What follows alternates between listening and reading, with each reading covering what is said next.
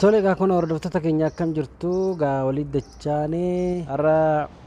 imaaneen dubbisa jedheetiin ka'ee manaa bahee deeme. Abbaan manaa ishii bira hin jiru akkuma manaa baheetti jechumaan dhabame haalli ulfaataadha. Akkamitti dhabame jedhee gaafadhe jennaan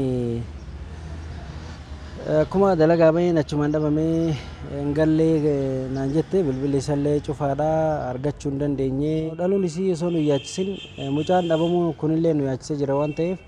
bakka hunda bilbilee jirra tarii ballee yoo kadeemu ta'e jenneetiin bilbilee gaggaafannee turre bakkuma bu'ee dhabne jechuudha. Saniifuu amma immoo ishiin dhaltee adda mana keessa adda ciisuun ishii kunillee baay'ee nu dhagama waan ta'eef namni viidiyoo dhagaye viidiyoo kan dhagaye egaa akka namni isa arge nutti haa himu. Namni Shukriina arge yoo argitan nutti himaadha. Nu yaachisa jira waan ta'eef dhalte immoo rabbiin firii bakka geettu rabbi haa godhuu fi alhamdulillah maashaallah ilmoo argachuun ni'imaadha riskiidha ilmoon riskiidha ilmoon ulfina ilmoon kabajaa nama gooti alhamdulillah baga rabbiin kennee fi maashaallah isin jedha. Akkuma achi dhageetti egaa hordoftoota keenya akka isiin isin dubbiftu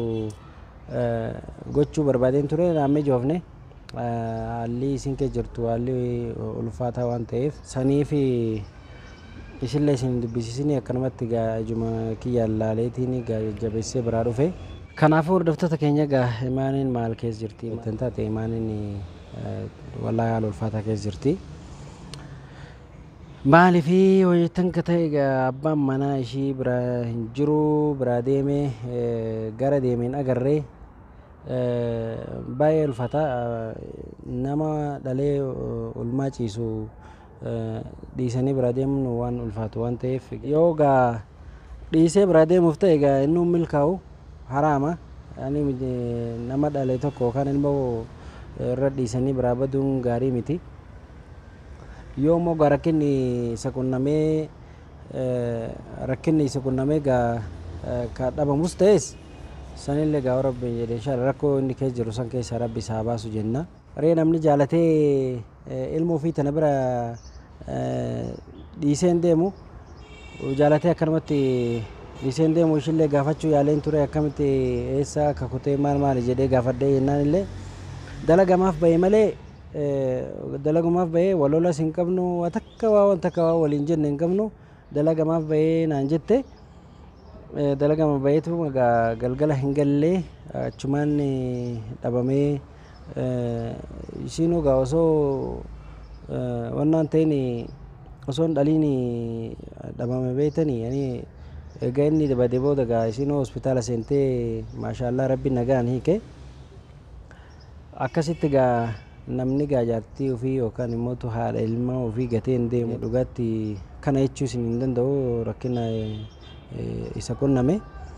maaliif waan hin beekneef jecha hin barbaanna amma kana booda egaa inshaalla maal goonaree nuti obboleeyyanii wajjin nyaannee dhugnee hundi isaaniitu rakkoo jiru hunda wal bira dhaabanna rabbi galanni isaa ga'u yuutuubaroonni yaman haala waan kanaatiin haman qabanii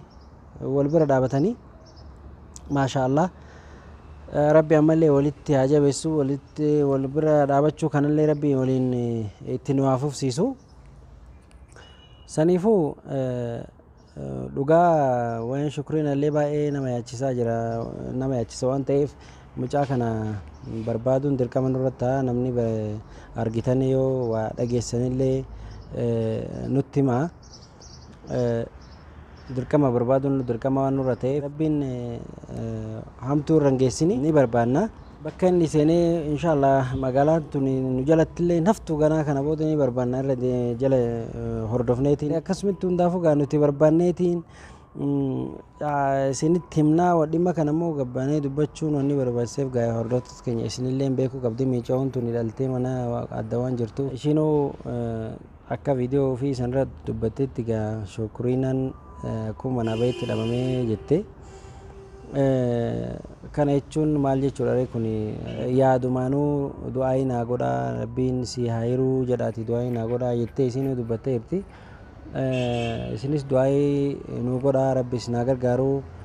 jedhaati akkasi du'aayi nuu godhaa mucaan kun bakka inni jiru barbaannee baafna barbaannee baafnee isinii wal qunnamsiisnaa isin jenna gaa'ee ammaaf waan dhageenye tokko hin jiru waan ta'eef homaa takka information takka waa'ee meesaatu hin qabne waan ta'eef isinilleen namni shukriina bakka inni jiru beeyta yoo jiraattanii nutti himaadha asirratti nu ibsa nu himaadha isinis yaadan nu gargaara du'aayi nu godha rabbi isinaa gargaaru rabbi isinii hayruu jedhaati yaadanis ta'e du'aayinis ta'e waa hundaanuu micootana rabbiin ulmaa isii ulmaa leencaa rabbi haa godhu jedhaati du'aayi godha ilmoo isii mootu ilmoo dhalate tana ta firii godhattu ta bakka geettu ta biyya bulchitu diinii duniyaan ta rabbiin shallame ta du'aayi rabbi haa godhu micoollee ta dhalatte saniifuu akkasitti gaa hordoftoota keenya akkasitti du'aayi godhaati rabbiin rakkoo kana keessaa ishillee rabbiin haa baasu rabbiin isii jaarsa abbaa manaa ishillee rabbiin deebisee fi ishillee haa gammachiisu ilmoo ofii wajjin ka isiin dhalte wajjiini rabbi haa gammachiisu jedha isinis du'aayi godhaa bira dhaabachuu qabna namni shukriina argitan bakka dhageessanitti nutti himaa kana booda inshallah ni barbaanneetiin isin as baafna du'aayi nu godhaa fi yaada fi waa hundaanuu yaadaaf du'aayin illee nu bira dhaabadhaa rabbiin isin haa milkeessu jedhaati du'aayi nu godhaa isin jedha yeroolee isinirraa gubuun barbaadu itti nagaan turaa isin jedha turtii gaarii hordoftoota keenya